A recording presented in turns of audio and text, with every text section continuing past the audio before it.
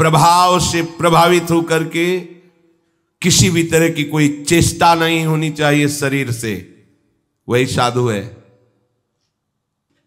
सच्ची मानिए, कोई दुर्लभ बात नहीं। जब हमें साधु संग मिल गया, गुरु कृपा से नाम मिल गया, अब दुर्लभ नहीं। आप अपने को ही तारने की बात नहीं है, आप जगत को तार सकते हैं। आपके पास ऐसी सामर्थ्य आ गई है। सतरति सतरति स लोकांग तारयति, ये मिथ्या वचन नहीं है, आचार्य देवर्षि नारद जी के वचन है।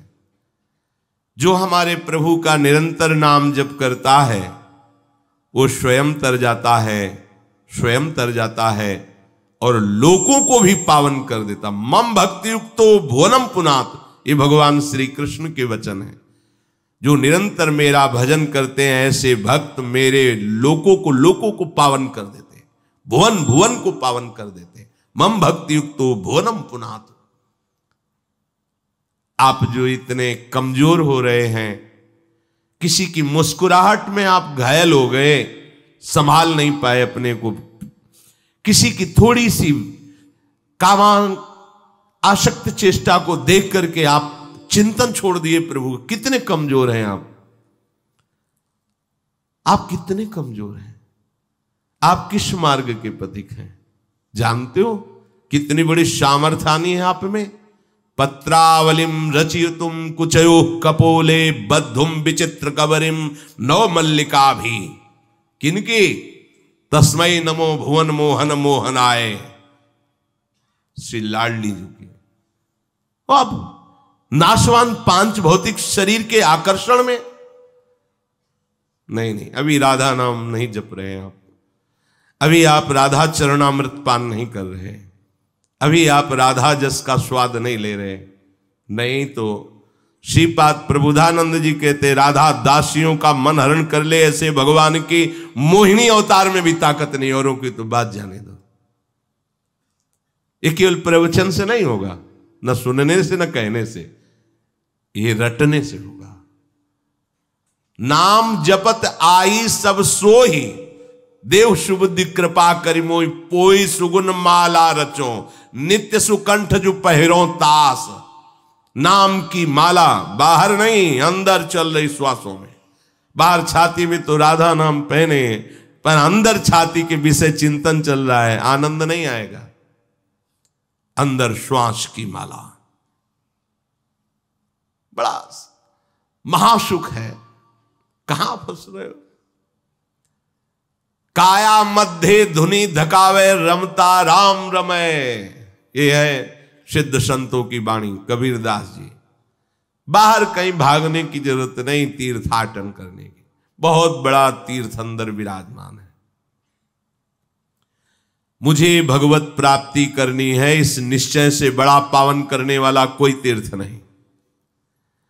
प्रभु के चरणों का जैसा भी आपको भावना बन रही वैसा ध्यान करते हुए नाम जप करो, इससे बड़ा कोई साधन नहीं।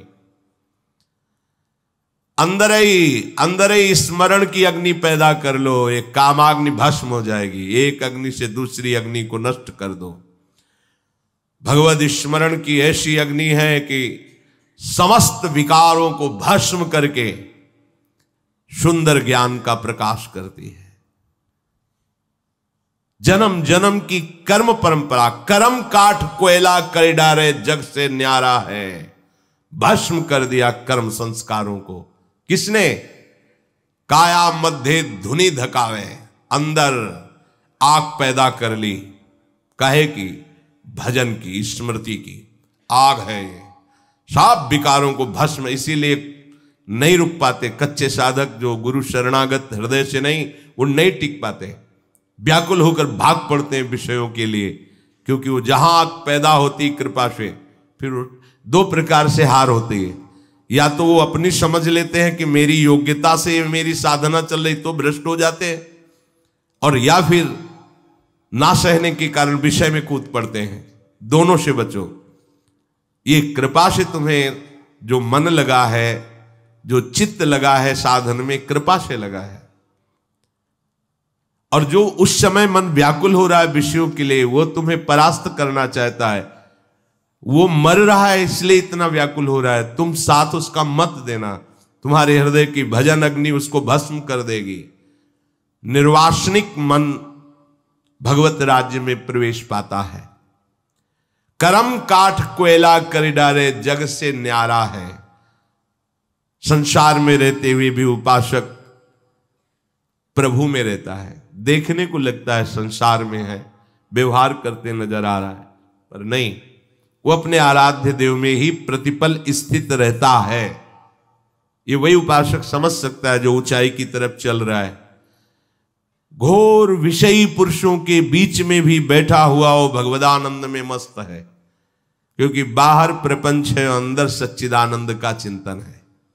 उपासक एकांत कमरे में बैठा हुआ है, बाहर शांत है लेकिन अंदर प्रपंच है, इसीलिए आनंद नहीं। क्यों? भोगों की आशा है, भोगे हुए भोगों को पुनः भोगने की तृष्णा है। आशा तृष्णा कलह कल्पना ममता दूरी करे, दंभ मान मद लोभ मोह से आठों पहर लड़े, साधु का होना मुश्किल है। अंदर से आशा जागृत है भोगों की, मान सम्मान की, प्रशंसा की। कैसे हम निरंतर भगवद स्मरण करें? आशा ही परमम दुखम नैराश्यम परमम सुखम। आशा परम दुख प्रदान करने वाली होती है, निराशा परम सुख का मार्ग खोल देती है। सेवक जी महाराज कह रहे, वेद विद्या पढ़त कर्म धर्मन करत, जलप तन कलप की अवधियानी, चारुगति छाण संसार भटकत भ्रमत, आस की पास नहीं तोरी जानी। बड़े विद्वान शास्त्र ज्ञानी हो आप, बहुत कर्म कांड का ज्ञान है, पर क्या भोगों की आशा की फांसी को काट पाए? तो जीवन व्यर्थ ही गया। अगर भोगों की आशा है तो वो ज्ञान किस काम का ज्ञान? वो शास्त्र ज्ञान व्यर्थ गया, क्योंकि आशा की फांसी काटने के लिए ही तो शास्त्र ज्ञान है। और तृष्णा ये बहुत जलाती है। जो तुमने कभी भोग भोगे हैं वो सुरक्षित आपके मन की चिप में भरा हुआ है, वो फेंकेगा बार बार। देखो इस भोग में ऐसा सुख, इस भोग में ऐसा सुख। अगर आपने उसकी बात देख ली और मान ली तो तृष्णा फिर नवीन भोग में फंसा देगी। ये तृष्णा डाइन है, किसी को बख्शती नहीं, नष्ट करके ही छोड़ती है। बचो, भोगे हुए भोगों को पुनः भोगने की इच्छा का नाम तृष्णा है। सुने हुए देखे हुए भोगों को भोगने की इच्छा का नाम कामना है। एक कामना, तृष्णा, आशा भजन नहीं होने देती। कल्पना, अगर ऐसा हो जाए तो अच्छा है, ऐसा हो जाए। तुम्हें कल्पना करने का अधिकार किसने दिया है? अब तो जोई जोई प्यारो करे सोई मुई भावे, तो कल्पना क्यों करते हो? समय नष्ट क्यों कर रहे हो?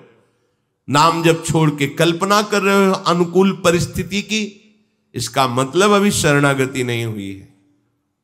कलह, कोई तुम्हारे सामने विक्षेप वाली बात, विक्षेप वाली क्रिया कर रहा है तो तुमको उस समय सावधान होना है कि हमें मजबूत करने के लिए प्रभु ने यह विधान किया, ना कि तुम्हें लड़ाई लड़नी है। तू यहां बाजा क्यों बजा रहा है, तू यहां गाना क्यों बजा रहा है? नहीं, उसकी मौज और बजा, तू जोर से बजा। मैं जोर से अंदर से मंत्र चलाऊंगा। मुझे इतना पुष्ट होना है कि तेरा बाजा बजता रहे, मेरा बाजा तेरे बाजे से ज्यादा बजे। लेकिन नहीं, हम अपना बंद कर दिया, उससे लड़ने लगे। तुम्हें पता है हम भजन कर रहे हैं? नहीं, तुम्हारा अधिकार नहीं कहने का। वो अपना भजन कर रहा, उसका भजन विषय चिंतन है। तुम्हारा भजन, तुम हार गए, तुम उससे प्रभावित हो गए। नहीं प्रभावित होना। एक बार परिक्रमा में आप लोग जब जा रहे थे, सदगुरुदेव भगवान साथ, कोई बैठे वहां तो कोई फिल्मी गाना बजा रहा था। बोले बंद करवाए महाराज जी। बोले क्यों? हम चतुरासी जी में आनंद ले रहे हैं, वो अपने आनंद ले रहे हैं, उसको लेने दो आनंद, उसका आनंद है। आप इतने सुदृढ़ बनो कि उसका प्रभाव आपके अंदर ना पड़े। देखो तुम्हारी चतुरासी जी का प्रभाव पड़ रहा है उसके ऊपर? नहीं पड़ रहा, वो अपनी निष्ठा में है, और तुम बंद करके उसको बंद करवाने जा रहे हो। कितने कमजोर हो। देखो, समझो, गुरुजनों की बात को समझो। हम इसी में परेशान रहते हैं। ये बगल वाले कमरे से आवाज, ये बंद हो जाए तो हम सिद्ध हो जाएं। नहीं, वो और जोर से करे और तुम भजन करो तब सिद्ध होगे। ये हम भजन की युक्तियां नहीं जानते ना। जहां कमजोरी महसूस हो बिल्कुल डट के भजन करो, वहीं विजय प्राप्त करो। भगवत कृपा से भजन की पुष्टता के लिए भूखे रहकर भजन करना, भोजन पाके भजन करना, रोग में भजन करना, स्वस्थता में भजन करना, एकांत में भजन करना, भीड़ में भजन करना, यह अभ्यास किया जाता है जिससे किसी भी परिस्थिति में मुझे भजन से विमुख कोई न कर सके। यह अभ्यास है हमारा। अभ्यास योग युक्त चेतसा नान्यगामिना। जब आपको अभ्यास का अवसर देते हैं भगवान तो आप विरोध शुरू कर देते हैं, कलह शुरू कर देते हैं। नहीं होना चाहिए, देखो हम भजन करने वाले हैं। हाँ, तुम भजन करने वाले हो तो सामने तुम्हें प्रभु का विधान दिखाई देना चाहिए था, और विधान को स्वीकार करना भजन करने वालों का स्वभाव होता है। जोई जोई प्यारो करे सोई मोहि भावे। फिर विरोध क्यों, कलह क्यों, लड़ाई झगड़ा क्यों? दंभ मान मद लोभ मोह से आठों पहर लड़े। इसीलिए कहते कि कोई भी युद्ध हुआ है तो कुछ दिनों का हुआ है, चाहे महाभारत हो या लंकाधिपति और भगवान श्री राम से युद्ध हुए, बड़े बड़े महायुद्ध हुए, ये कुछ समय के लिए हुए हैं। लेकिन साधु का युद्ध तो जब से चेतना हुई और जब तक चेतना लुप्त नहीं होगी तब तक चलता रहेगा। पूरे जीवन भर लड़ना होता है। इसीलिए हम सबसे प्रार्थना करते हैं, कभी किसी से जरा फिसलन हो जाए तो उसे सहयोग देकर ऊपर चढ़ाओ, ना कि लात मार के नीचे गिरा दो। बहुत बड़ी चढ़ाई, आठों पहर का जलना है। वही जानता है जो साधु है, साधु के मार्ग में चला है। ऐसा नहीं कोई फिसल रहा है तो चार लोग मिलके और लात मारो उसको गिरा दो, ऐसा नहीं। अगर कोई फिसल रहा है तो कोशिश करो कि तुम अपनी सहयोग दो, उसके नीचे सर लगा दो, चल भाई मेरे ऊपर पैर रख के चल, चल आगे चल, तू हरि को प्राप्त हो, तुझे आनंद की प्राप्ति हो। तो हरि उसको बाद में प्राप्त होंगे, पहले आपको प्राप्त हो जाएंगे, क्योंकि देखते हैं मेरे जन को इसने सहयोग किया। पर संसार ऐसा नहीं है, आशा मत रखना। संसार ऐसा है कि यदि आप फिसल रहे हो तो चार लोग टांग पकड़ के हिलक जाएंगे कि तुम्हें घसीट के नाली में डाल दे, जिसे दोबारा तुम ऊपर न चढ़ पाओ। ये संसार है। इसलिए एक भरोसो, एक बल, एक आस विश्वास। और गिरना तभी होता है जब आप आज्ञा उल्लंघन करते हैं, अहंकार युक्त होते हैं। नहीं तो मरजाल नहीं कि माया स्पर्श कर सके। पक्का माया तभी स्पर्श करती है, आपको तभी आकर्षित करती है जब आप आज्ञा उल्लंघन करते हो। नहीं तो बिल्कुल आपको कह रहे हैं, नहीं नहीं नहीं, भगवान की माया की ताकत नहीं है कि वो स्पर्श कर सके आपका।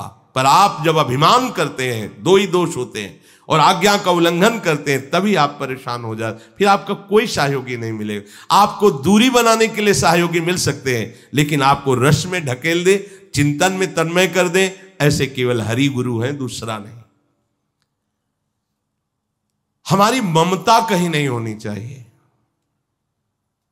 ममता युगल सरकार के चरणों में, समता सब संसार से, ममता नित्य बिहार में। दंभ नहीं होना चाहिए, बनावटीपन नहीं होना चाहिए। सहज स्वभाव में जो आपका बर्ताव वैसे ही होना चाहिए। दंभ बिल्कुल, ये ऐसा कुष्ठ रोग है कि पूरे शरीर को मलयुक्त कर देगा। दंभ पाखंड बहुत गंदा रोग है। ये साधु में ही लगता है। बहुत जहां हमें लोगों के रिझाने के लिए नाटक की बात आने लगे, जो अंदर नहीं है स्थिति उसको दिखाने की बात, जान लेना दंभ पाखंड का रोग लग रहा है। और ये रोग भक्ति को एकदम गलित कर देता है, छीण कर देता है। दंभ पाखंड नहीं होना चाहिए। जैसी अंदर से स्थिति है वो बनावटी नहीं होना, इसमें बनावटी नहीं होना चाहिए, दिखावा नहीं होना चाहिए। जो है नहीं उसको दिखावा, ये बहुत हानिकारक है, अनन्य चिंतन नहीं हो पाएगा। मान, काहे को मान? हमें जो मान मिला है वो त्रिभुवन में किसी को मिलता ही नहीं। अब हमें और कौन सा मान चाहिए? अपने जैसे अधमों को इतना बड़ा मान मिला कि लाडली जी के चरणों के दासत्व से हम युक्त हैं। इससे बड़ा मान क्या हो सकता है? जो रसघन मोहन मूर्तिम विचित्र केली महोत्सवोल्लसितम, वो राधा चरण विलोडित रुचिर शिखंडम हरिम बंदे। उन चरणों की ठसक करने का सौभाग्य मिला, उन चरणों के आश्रित होने का सौभाग्य। इससे बड़ा मान क्या हो सकता है? माननी लाडली जी के चरणों में माथा रखने का सौभाग्य मिला है। अब और कोई मान नहीं कि हमारे चरणों में कोई माथा रखे। नहीं, हम अपनी बात देखें, हम कहाँ के हैं। अगर हम अपना प्रभाव दिखाकर किसी को, तो मान का पोषण करने वाला परम पद के अधिकार से च्युत हो जाता है। ध्यान दीजिए। इसीलिए अमानी मान देनो कीर्तने यह सदा हरि, अमानिना मान देनो। हमारा स्वभाव अमानी होना चाहिए, मान रहित। लोभ मोह से आठों पहर लड़े। 20 साल हो जाते, पर जब परिवार के जन सामने होते हैं तो मन वैसे ही लगने लगता, अच्छा ये हमारे मैया है, हमारे पिता है, हमारे। मोह मोह मूल बहुशूल प्रद, त्याग उत्तम अभिमान, भजहु राम रघुनायक कृपा सिंधु भगवान।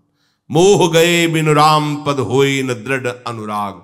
इसलिए संतों का खाड़ा होता है निर्मोही, मोह रहित। वो प्रेमी होते हैं, मोही नहीं होते। मोही देह को लेकर के बिलसता है, विचरता है। प्रेमी स्वरूप को लेकर के, देह से। देह तो परिवर्तनशील, नाशवान, आज है कल नहीं रहेगी। लोभ लोभ पास जई गल न बंधाया, सो नर तुम समान रघुराया। वो साक्षात भगवत स्वरूप है, जिसके हृदय में लोभ की फांसी नहीं लगी। हम कहते लोभ और बढ़ाओ, नाम जप का। परम धन राधा नाम को और अधिक जपो, और अधिक बढ़ाओ, रात दिन कमाओ, निहाल हो जाओगे, निहाल कर दोगे अपने संबंधियों को। आसपास जो भी तुमसे जैसे भी भावना करेगा, उसका परम मंगल हो जाएगा। नाम का लोभ बढ़ाओ, खूब नाम जमा करो। प्रभु के चरणारविंद का आश्रय लेकर ऐसे नाम धनी बनो कि जो झुक जाए उसे निहाल कर दे। जब बोले तब हृदय की ग्रंथि खोले, नहीं तो नाम जब चल रहा है। अरे देखो, जब उतर गए हो साधु वेश में या वैष्णव बन गए हो, शरणागत, तो थोड़ा देखो ना। ये सब देखा, ये भी तो देखो क्या है इसमें, कैसे है प्रभु, कैसा है प्रभु का आनंद। आगे कह रहे सावधान, माया महा ठगिन है, हर की ज्ञान विराग हरे। ये ठगनी माया तुम्हारे ज्ञान और वैराग्य का अपहरण कर लेगी। तासे होए होशियार निरंतर, गुरुपद ध्यान धरे। गुरु के चरणों का ध्यान रखते हुए होशियार, साधु सेवा सुमिरन सावधान। क्यों? हर समय माया रमैया के दुल्हन लूटे बाजार। कोई ऐसा नहीं कि भगवान श्री हरि की पत्नी है माया, खुले चौड़े पे लूट लेगी। रमैया के दुल्हन लूटे बाजार, छुप के नहीं लूटती, चौड़े में जेब काटती। काहे की? भजन वृत्ति की, स्मरण वृत्ति की। कभी प्रिय बनकर, कभी अप्रिय बनकर। अप्रिय बनकर चित्त अपहरण कर लेगी, उसी का चिंतन होगा। भगवान देख लेंगे, तुम्हारा नाश तो निश्चित है, गए। कभी प्रिय बन, बहुत श्रद्धा है हमें, बहुत, क्या बहुत? अरे तुम ठगे जा रहे हो, तुम्हें होश नहीं, तुम्हारा भजन छूट रहा है, तुम्हें प्रिय दिखाई दे रहा है।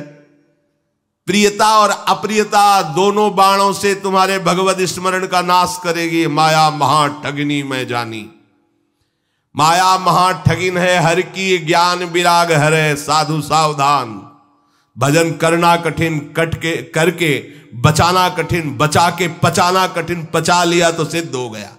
फिर कोई जब सिद्ध हो गया, फिर किसकी? न माया है, न भ्रम है, न नानात्व है। तो गुरुपद ध्यान धरे। हरिपद नहीं कहा, गुरुपद कहा, क्योंकि हरि की पत्नी ही है माया। उसका रहस्य उसमें हम ना फंस पाए, तो हरि ने गुरु रूप धारण किया। हरि रूप से तो हमारे हृदय में विराजमान है, लेकिन माया से नहीं बचाए। जैसे हम बहना चाहते थे वैसे बहते चले गए, पर जो उन्होंने कृपा करके गुरु रूप धारण किया तो मुझे बहने से बचा लिया। डांट के, फटकार के, दुलार के, प्यार के।